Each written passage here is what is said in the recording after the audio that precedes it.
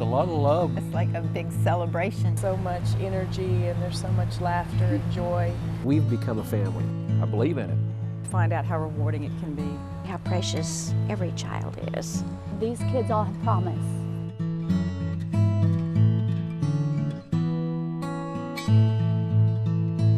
A few summers ago, Hannah was in town during our vacation Bible school, which we call Wings at our church. And Les Bassett said, why don't you let us have Hannah and we'll provide one-on-one care for her, because we're trying to see what respite care and one-on-one care for children with handicap would be like. I said, well, okay, and she said, no, just trust us, just give her to us and she'll be fine and it's not going to be a problem. When Hannah first came to the Vacation Bible School, she was in a wheelchair, and we noticed by the second day that there were stuffed toys down the side of the wheelchair. We realized that kids were warming to her in such a wonderful way that it gave us the understanding that kids who have special needs don't need to be pampered and isolated, but involved and included in every way possible. Hannah went into the hospital in Florida and she was gravely ill. They had to tie her down because she was pulling out all her tubes, and she was restless the whole time. When Sandy arrived from Oklahoma, she had brought with her the tape that had been played during the Vacation Bible School and thought she'd play that to try and calm Hannah down. And they noticed when the tape was going that Hannah was pulling on one of the straps that was restraining her, and they just said, well, let's let her out and see what's going on here. They were obviously worried that she was going to try and pull something, but it seemed as if something else was happening. And as they let her hand go, she started doing the hand signals of the songs that she had learnt at the Vacation Bible School during that year. And so we realized again that beyond what we can understand, beyond what even the kids can communicate with us, a child like that knows what's happening, and the response was there, and it was absolutely wonderful. When I got back to town, Jeremy Bassett and Susan Hunt called me into their office and said, we're starting the respite program and we are going to name it after Hannah. We're going to name it Hannah's Promise. And I said, you can name it after our Hannah, but it really needs to be named after Hannah of old too. And he took this verse and said, then that'll be our motto. For these children we prayed, and we dedicate them to the Lord.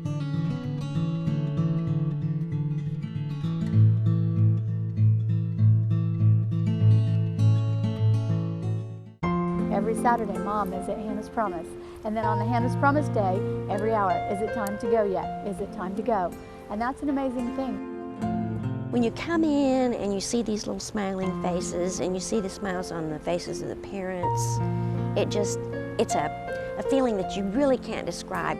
We get together and find out what the projects are for the evening and have a devotional. The best time of the evening is when we break up from there and go out and wait for the parents to come in, because the sight of all these kids running to the volunteers is something that you just couldn't put down on paper. We watch a little TV and then we go around and we play the games and do the arts and crafts. Sometimes if the weather's permitting, we'll go outside. Or we'll go to various rooms. There's a room that has video games, and there's a pool table. The overall celebration, and when one sees the story time when everyone's there, and you just see all of this joy and involvement and hands-on, it's just a real powerful presence. It's a nice moment.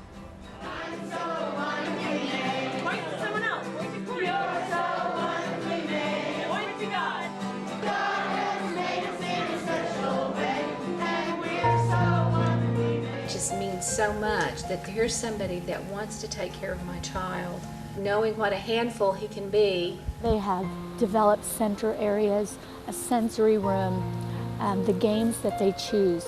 They're not just randomly picking things, they're looking at what our kids need to develop further. You can just tell that means the world to the kids. Not just the children who have special needs, but the other children as well, because sometimes they don't get enough attention. We estimate that 1 out of 4 families in Oklahoma have a child or a family member with a disability, so it's pretty significant. We need a couple of churches in every community. We'd probably need 15 or 20 churches in the Oklahoma City area that would be willing to take this on. We know that the divorce rate across the nation for parents that have children with a disability is 70 to 80%. And what we find is that if parents just know that they can take a little break, it really does ease the stress in a family. It is just a great program just to allow us to go on a date once a month.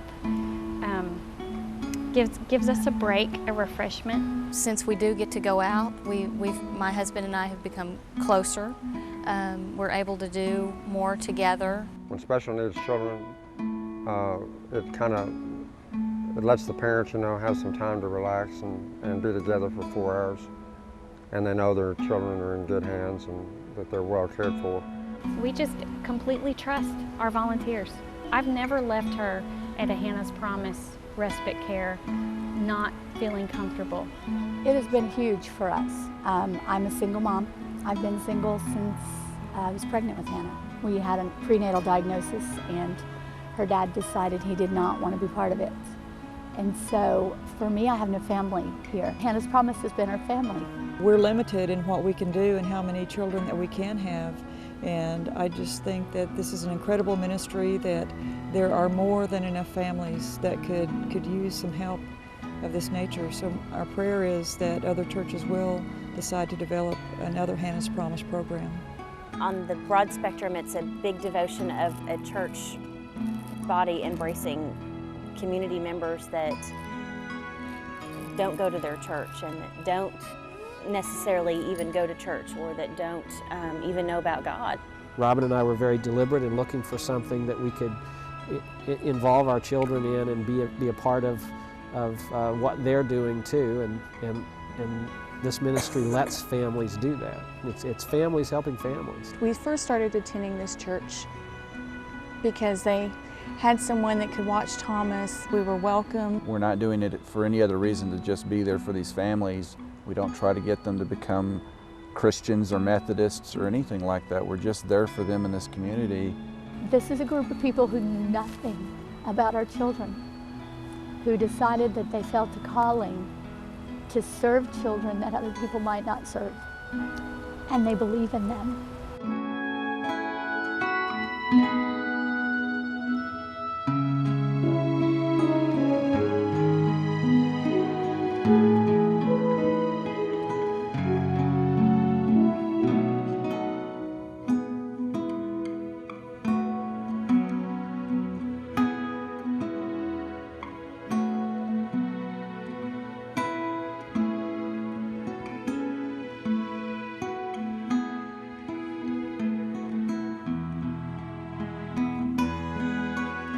They see the promise in each of our kids.